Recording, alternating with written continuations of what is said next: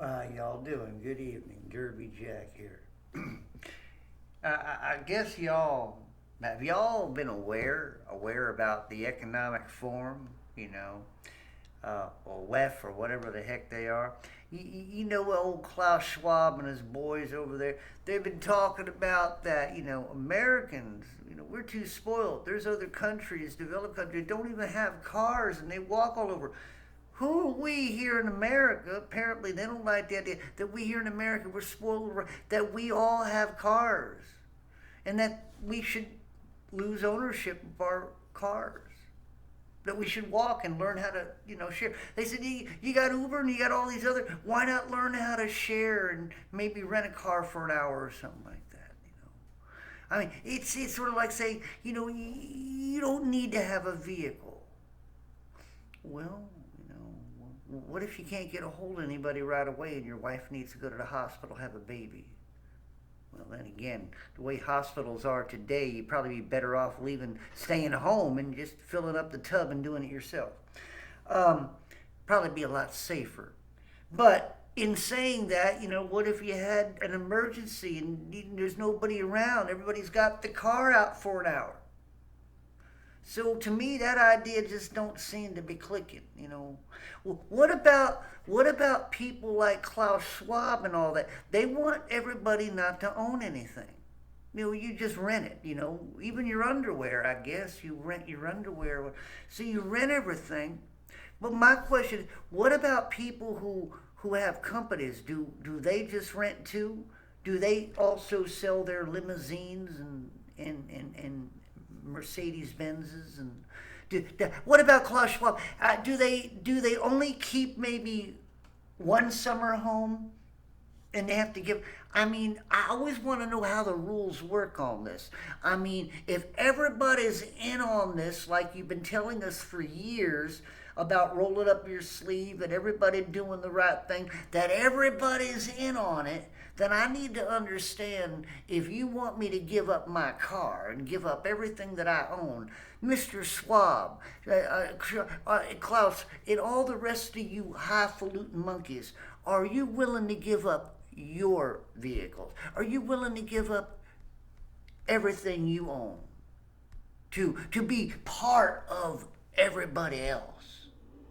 Now, I know I'm talking out my butt because I know y'all ain't gonna submit to that.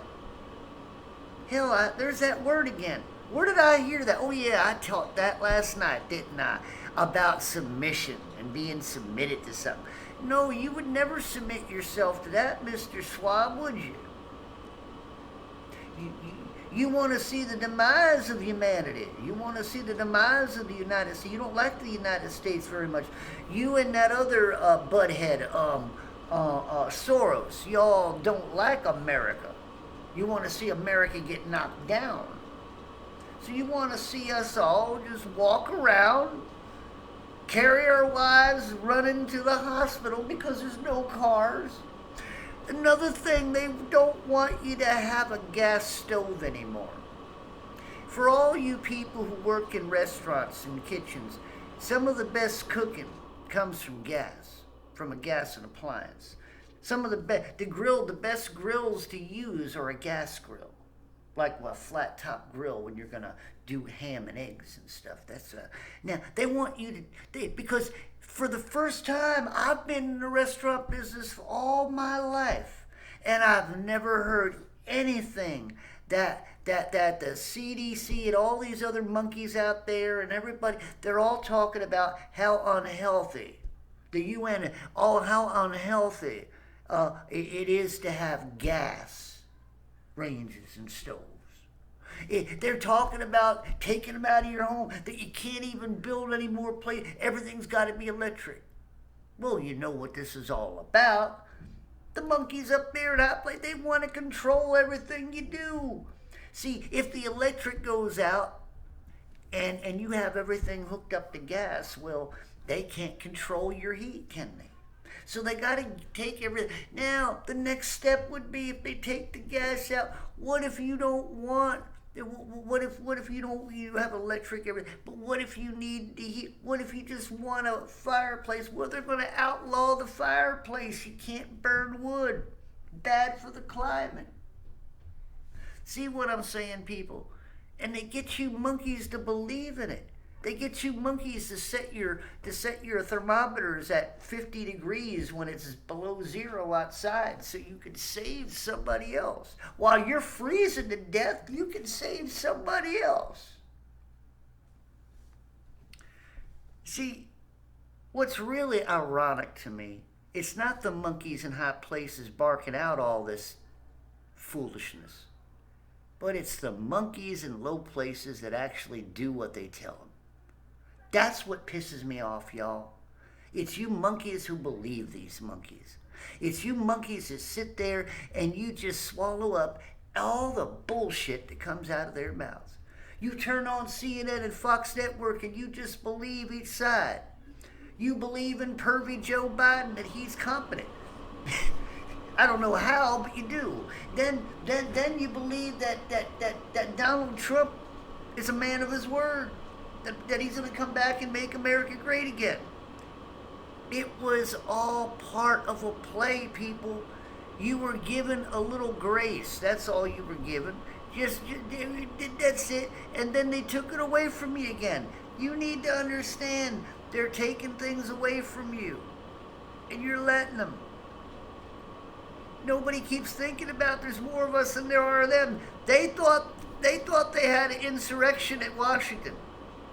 What the hell? What if they had a real insurrection? What the hell would they do then? Not a choreographed bullshit by the FBI and the painted up guy who was actually not a Trump supporter. He was a Biden supporter. Okay, the guy who was all dressed up. So that's all a bunch of bullshit. Y'all need to wake up and start smelling the stench of this dying, stupid world. But anyway, you can't even tell a lie. But anyway, so you got all this stuff going down. They want to take this away from you. They want to take that away from you. Do y'all know about the little babies being born with the black eyes? They're being born. They're able to lift their heads up way before they're supposed to. They're able to climb things. These kids are superheroes already. The Nephilim have already been. So the Nephilim are back again. In the forms of what Defiance, the scientist and biochemist, have done. They have now yielded new Nephilim, the birth of the black-eyed children. And these are very scary times. These are very prevalent times. These are the times that you better be ready for, because shit's gonna break loose. I'm telling you, I'm ready for it. I'm ready to go. I'm ready to fight. I'm ready to kill. I'm ready to die. Whatever the case may be. And more than likely, I'm going to die. And you know what? If I die a righteous man, I've died free. I could die from a bullet from a government agent, a bullet from a next door neighbor. Maybe get knifed. Maybe get my head chopped off by government workers. You know, the guillotine people. Yep. See, you got to understand, you're in a time of genocide. They're gonna do everything they can to take out a good percentage of us, and the ones who survive are not going to be it's not going to be better for them. The ones who survive, if you have to be here on this earth, we who do survive, especially us Christians, they're going to treat us like we shouldn't have survived, and we're going to wish we didn't.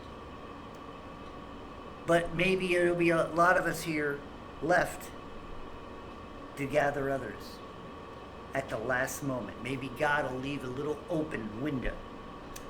But like I always said, when that hourglass is finished, when the sand is finally run through, and there's no more coming down, that's the end of the story. That's the end of this particular story. And only the book of life will be opened up next, as the book that we have been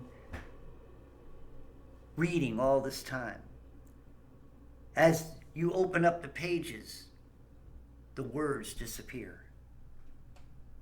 For it, the Bible's time is over. His job has been done. And now the book of life is open. And only those who are reserved in the book of life have the next story. So,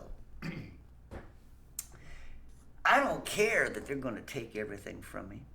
There's nothing here that I want. I like my clay. I don't want my clay to be mixed with your iron. I don't want nothing to do. I don't want to get into your head, and I certainly don't want you to get into mine. Mr. Hyena's in the biggest stage there is. The monkeys of the guild, okay? The human monkeys of slime and lying and cheating. You know who they are. The ones you see on TV every day. The ones you worship.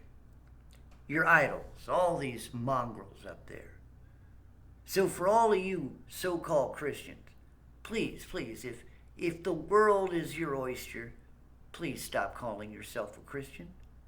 If the world means so much more to you than God, please stop going to church. Don't make a mockery out of it.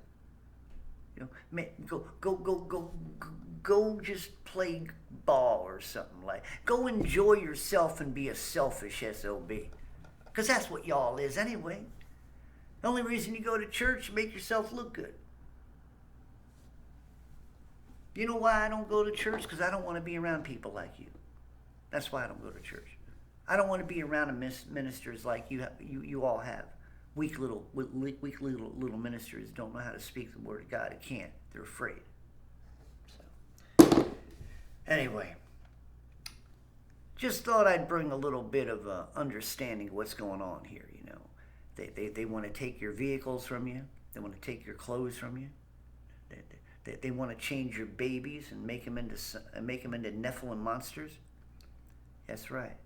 If you don't get a stillbirth, you're going to get a black-eyed birth. That's you know, that it amazes me, man. It amazes me that we're this far. I mean, we are so deep into Revelation right now. There is no return. For all you people keep at, let's get back to normal. You're a freaking idiot. Shut up. Keep your head up your ass, or just open up your eyes and see what's going on. You know, save your life. Save your soul. If you have anything about you, save your soul. You know, it's important. If it ain't important to you, it's important to God. Save your soul. Derby Jack out. See y'all on the other side.